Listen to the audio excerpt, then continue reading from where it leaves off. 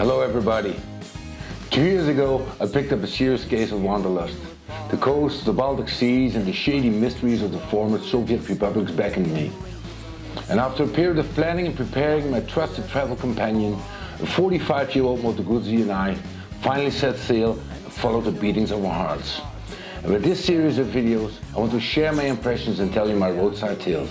And some of them are even true. I bet you're right, you'd be someone. 'Cause you're a rocksteady one. This Saturday morning, the long-awaited moment had finally arrived. The plan that sprouted in my mind 2 years ago is finally going to be put in action. Not exactly according to the initial idea, but at least in a slightly modified form. Initially, I wanted to ride northeast with keeping the Baltic seas on my left-hand side. And my final destination would be St. Petersburg. After that I planned to go south along the Russian and Belarusian borders and returning home through the south of Poland. However, the political climate in the Baltic states has been sub-zero for some time and I have adjusted the route a bit. So now the Friendship Bridge in Narva, Estonia is my farthest point. I will learn about the loaded history of this bridge only a week later. It's 7 o'clock in the morning. I'm standing in my driveway in front of my house. The motorbike is not yet started, and quickly I run through a mental checklist to ensure I have thought of everything and I haven't forgotten anything. I start the engine and I listen closely. It sounds like a charm, but a charm that still needs to wake up.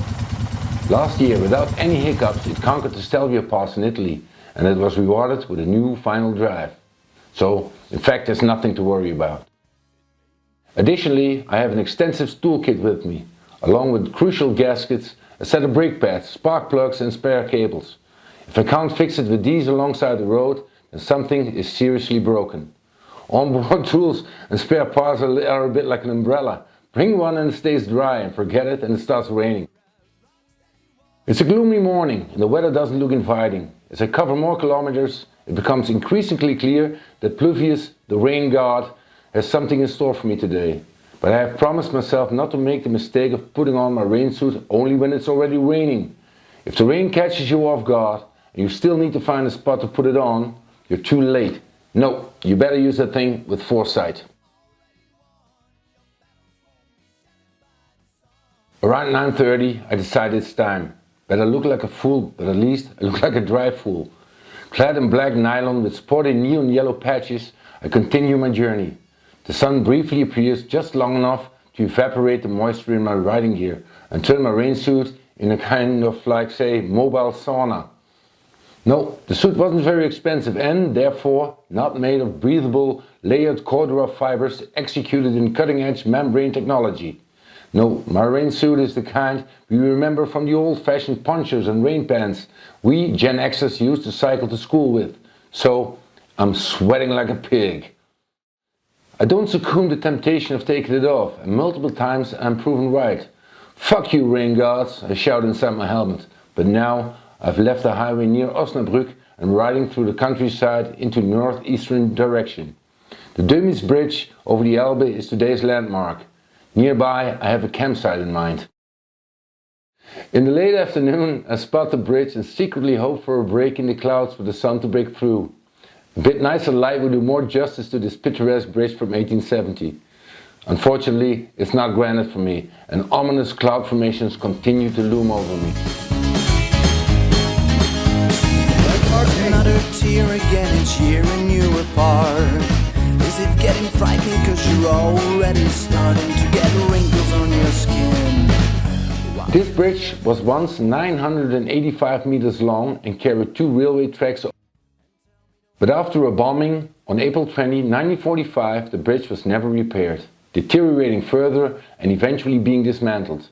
Now, the Dömis Bridge simply ceases to exist after 542 meters. A Dutch property developer has bought it and restoration work is already underway. It will at least remain a historical monument and will remain accessible to pedestrians. Crossing it will never be possible again though.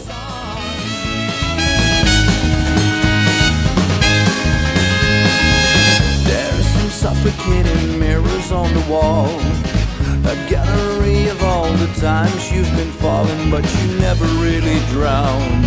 You never really hit the ground. 'Cause you're a rocksteady one, born on the west side. I check my Garmin and see that it's only 12 kilometers away to my campsite. It has been dry for at least 2 hours, so confidently I take the risk of taking off my rain gear. The rain gods silently laugh to themselves, and in a beautiful stretch of flat land without any form of shelter, they decide to unleash their displeasure on me. So at 90 kilometers an hour, I'm soaked to the bone in like 15 seconds. Still dripping, I arrive at a small, friendly-looking campsite where the reception is unmanned. The phone number on the information board also goes unanswered. So I walk up to the first path and I ask a kindly-looking elderly couple about the owner.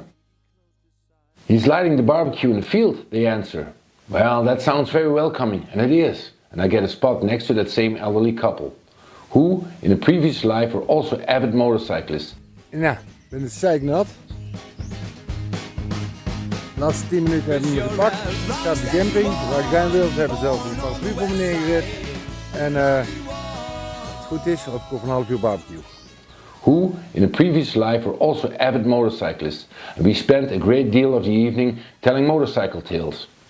After the barbecue, I have laid out my belongings to dry next to the campfire, and by the time it gets dark, I crawl into my tent feeling warm and very rosy.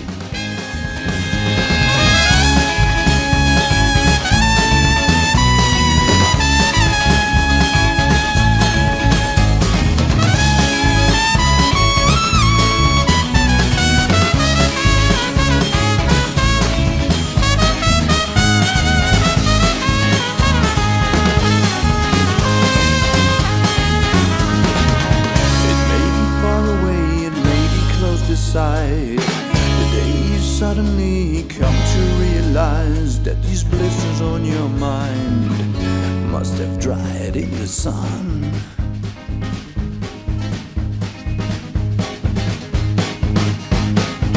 Cause you're a rocksteady one.